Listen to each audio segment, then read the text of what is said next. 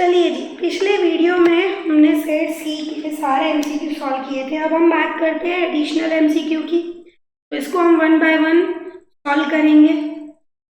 ठीक है, सबसे पहले दिया क्या है, ग्राफ इज अ, क्या है ग्राफ? लाइन डायग्राम है, बार डायग्राम है, पाई डायग्राम या पिक्टोग्राम। देखिए, तो ग्राफ हम किसको बोलते हैं जनरली? जो एक्स और वाई की, मतलब एक्स एक्सिस और वाई एक्सिस की, बराबर है। तो जनरली हम ग्राफ किसको बोलते हैं? तो लाइन डायग्राम को। तो यहाँ पे आंसर क्या आएगा? Line diagram. Details are shown by, अब देखो डिटेल तो जो होती है ना, पूरी तरह से चार्ट नहीं दिखाता। कोई भी आप चार्ट देख लो, उसमें अगर आपको प्रॉपर वैल्यू चाहिए, एग्जैक्ट वैल्यूज हम शो नहीं करते। टेबुलेशन प्रेजेंटेशन में क्या होता है ना, सारी वैल्यूज कवर की जाती है। तो हमारा आंसर क्या आएगा? टेबुलर प्रेजेंटेशन आएगा। ठीक है, then answer will be next. चलिए, the relationship between two variable are shown in, again C, दो वेरिएबल का, जैसे मैंने पहला वाला दिखाया, ग्राफ में क्या होता है ना, लाइन डायग्राम को बोलते हैं। लाइन डायग्राम हम किसको बोलते हैं जनरली? एक्स और वाई का रिलेशन बताता हो, एक्स और वाई का। अगर एक्स बढ़ा तो वाई कितना हुआ, और इस तरह से हम लाइन डायग्राम ड्रॉ करते हैं, बराबर। तो दो चीजों का अगर हमें रिलेशन देखना है तो किससे दिखेगा? लाइन डायग्राम के साथ। चलिए नेक्स्ट आगे बढ़ते हैं। अब याद देखो, in general the number of types of the tabulation are, अब एक ये ना मॉड्यूल में नहीं दिया है, पर ये चीज ध्यान पे रख दीजिएगा कि टेबुलेशन के जनरली कितने टाइप्स होते हैं? तो two. One is simple tabulation, then other is complex. पूछ सकते हैं कि कौन से टाइप होते हैं। एक्चुअल में मॉड्यूल में नहीं दिया हुआ है, out of the module question है, सिंपल एंड कॉम्प्लेक्स। चलिए आगे बढ़ते हैं। टेबल हैज, हमने देखा था वो स्टब है, हेड है, ऐसे करके कुल कितने भाग आते हैं? तो इसके भाई 5 पार्ट्स में बटा हुआ है टेबल। अब देखो, the number of errors in the statistics are, again ये भी आपके मॉड्यूल का क्वेश्चन नहीं है, पर याद रख दीजिएगा टू टाइप्स की एरर्स होती है स्टेटिस्टिक्स में। दो तरह के एरर्स फॉर्म कैसे दिखाते हैं, एक को दिखाते हैं अल्फा के तरह से और दूसरे को दिखाते हैं बीटा की तरह से। सॉरी, यहाँ देखिए, the number of frequency distribution is, कितनी तरह की होती है फ्रीक्वेंसी डिस्ट्रीब्यूशन के भाग? हमने बोला था ना, टू टाइप्स की फ्रीक्वेंसी डिस्ट्रीब्यूशन होती है। एक होती है हमारी ग्रुप और दूसरी होती है अनग्रुप। अनग्रुप मतलब सिंपल वाला, और ग्रुप अगेन कैसा? Inclusive and exclusive. चलिए, अभी क्या दिया हुआ है? Class frequency upon width of class. अब विथ ऑफ क्लास क्या होता है पता है? Class length. हमें पता है किसको बोलते हैं?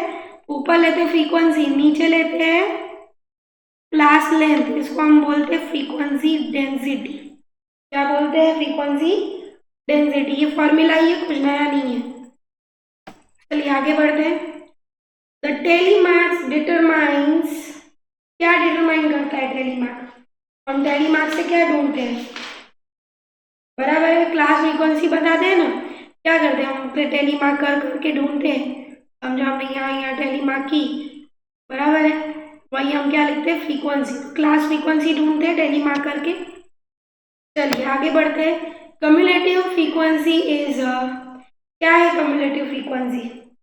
सी, ग्राफ तो नहीं है कम्युलेटिव फ्रीक्वेंसी, फ्रीक्वेंसी भी नहीं है, ना ही डिस्ट्रीब्यूशन है। तो एक्यूरेट आंसर क्या होगा? स्टेटिस्टिकल टेबल है। फ्रीक्वेंसी डिस्ट्रीब्यूशन को हम किस में दिखाते हैं? टेबल फॉर्म में दिखाते हैं, बराबर ना। फ्रीक्वेंसी को टेबल फॉर्म में दिखाना, that means what? Frequency distribution. तो उसको हम स्टेटिस्टिकल टेबल भी बोल सकते हैं। To find the number of observation less than and give value, क्या ढूंढते हैं? लेस देन टाइप अगर हमें ढूंढना हो तो किसकी मदद से ढूंढा जाता है? तो देखिए जी, cumulative frequency distribution, and answer will be C. Easy है। चलिए, एन एरिया डायग्राम इज, देखिए आप अपनी मॉड्यूल में खोलोगे तो हिस्टोग्राम और एरिया डायग्राम वही उसके अंदर ही दिया हुआ है। हिस्टोग्राम को हम दूसरा क्या बोलते हैं? तो एरिया डायग्राम ही बोलते हैं। तो यहाँ पे आंसर क्या आएगा? हिस्टोग्राम। तो देखो, when all the classes have a common with, C, क्या बोला गया है कि भाई अगर कॉमन विथ है, हमने देखा था कॉमन विथ नहीं होगी तो हम हिस्टोग्राम यूज कर सकते सकते, पर पॉलीगन, पॉलीगन कुछ इस तरह का था, याद आ रहा है, क्लोज शेप वाला। और हमने पढ़ा था वहाँ पे फ्रीक्वेंसी कैसी होनी चाहिए, सॉरी क्लासेस कैसे होने चाहिए, तो कॉमन विथ के मतलब क्या, क्लास लेंथ कैसी होनी चाहिए, कॉमन, मतलब 10 to 20 दिया है तो 20 to 30 होना चाहिए, मतलब क्लास लेंथ कैसी है, 10 की है, ऐसा ही होना चाहिए। ऐसा किस में था, तो भाई फ्रीक्वेंसी पॉलीगन। एक बार अगर नहीं ध्यान पे आ रहा हो तो वापस पीछे के वीडियो देख लो, एक तो आप बुक में देख लो, फ्रीक्वेंसी पॉलीगन की थियरी रीड कर लीजिए, वहां पे दिया हुआ है। N approximate idea of the shape of the frequency curve is given by what, again आएगा आपका फ्रीक्वेंसी पॉलीगन। अप्रोक्सीमेट आइडिया, आपको आइडिया कैसे आता है शेप का, सी बराबर ना, कुछ इस तरह का आपको शेप दिया जाता है तो आपको पता रहेगा अप एंड डाउन का, अगर आपको देखना है प्रॉपरली तो आप किससे देखते हो, क्योंकि ऑब्वियस तो कैसे होते हैं ना, लेस देन और मोर देन के लिए ऑब्वियस बनता है, तो दोनों भी नहीं आएगा। फ्रीक्वेंसी पॉलीगन एक पर्टिकुलर आपको शेप शो करता है, तो यहाँ पे आंसर आएगा frequency polygon, polygon. Obvious is what, obvious क्या है, तो भाई लाइन है, ये लाइन से ही दिखा दे ना ऑब्वियस, ये लेस देन और मोर देन के ऑब्वियस होते, तो ये क्या आएगा, लाइन डायग्राम दिखा दे। चलिए next, unequal widths of the class in the frequency distribution do not cause any difficulty in the construction of unequal, किसमें अगर आप ऐसा है आपको unequal डिस्ट्रीब्यूशन दिया हुआ, देखो हमने पहले ही पढ़ा फ्रीक्वेंसी पॉलीगन के लिए क्या चाहिए, इक्वल विथ चाहिए, बराबर। ऑब्वियस तो क्या है, लेस देन और मोर देन का बनाता है कम्युनिटी, उसमें भी आपको कैसा चाहिए, तो इक्वल चाहिए।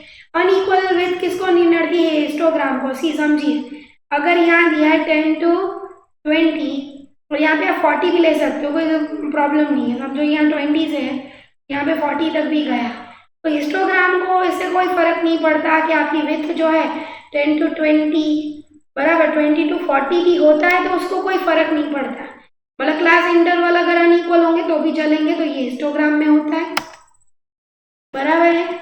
Again next, the graphical representation of the cumulative frequency distribution is called what, obtuse, obtuse, इसका क्या आंसर आएगा, obtuse। cumulative frequency इसमें ही दिखा देना, obtuse, लेस देन और मोर देन, लेस देन किस में दिखाया जाता है, अगेन obtuse में। चलिए 18 पे आते, the most common form the diagrammatic representation of the group frequency distribution, ध्यान रखिएगा ग्रुप फ्रीक्वेंसी डिस्ट्रीब्यूशन की बात की गई है, ग्रुप फ्रीक्वेंसी डिस्ट्रीब्यूशन समझ में आ रहा है क्या, 10 to 20, 20 to 30, बराबर। ये ग्रुप फ्रीक्वेंसी डिस्ट्रीब्यूशन के लिए हम जनरली क्या यूज करते हैं, तो हिस्टोग्राम, क्योंकि देखिए ऑब्वियस तो क्या है, कम्युलेटिव फ्रीक्वेंसी लेता है, बराबर है, लेस देन ढूंढना पड़ता है, मोर देन और क्लास बाउंड्री लेता है, और ये क्या लेता है, तो मिड वैल्यू चाहिए, इसके लिए हमें मिड वैल्यू ढूंढना होता है, मिड पॉइंट जिसको बोलते हैं, तो इसके लिए हमें क्या चाहिए, ऑब्वियस के लिए क्लास बाउंड्री चाहिए, और हिस्टोग्राम के लिए क्या चलता है, हमें ग्रुप फ्रीक्वेंसी चलती है। चलिए नेक्स्ट, वर्टिकल बार चार्ट में अपीयर समवॉट अलाइक, मतलब क्या, वर्टिकल बार कुछ इस तरह का बार डायग्राम ऐसा होता है छोटा छोटा, और ये कहीं ना कहीं किसकी तरह का दिखता है, तो देखिए हिस्टोग्राम की तरह दिखता है ना, कहाँ मतलब क्या है, उसके जैसा दिखता है, जैसा दिखता है, डिटो टू डिटो नहीं है, बिकॉज इसमें गैप होता है, इसमें गैप नहीं होता, समवॉट क्या है, हिस्टोग्राम है। चलिए नेक्स्ट आगे बढ़ते हैं, the number of the types of the cumulative frequency is, see cumulative frequency दो प्रकार की होती है, less than and more than, बात समझ में आ रही है, दो प्रकार की हमारी cumulative frequency होगी, less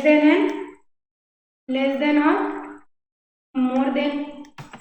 चलिए नेक्स्ट आगे बढ़ते हैं, a representative value of the class interval for the calculation of mean, standard deviation, mean deviation, अब एक्चुअल में मीन स्टैंडर्ड डेविएशन इनके बारे में तो हम आगे बात करेंगे, पर इनको ढूंढने के लिए कहीं ना कहीं है ना हमें मिड वैल्यू की जरूरत पड़ती है।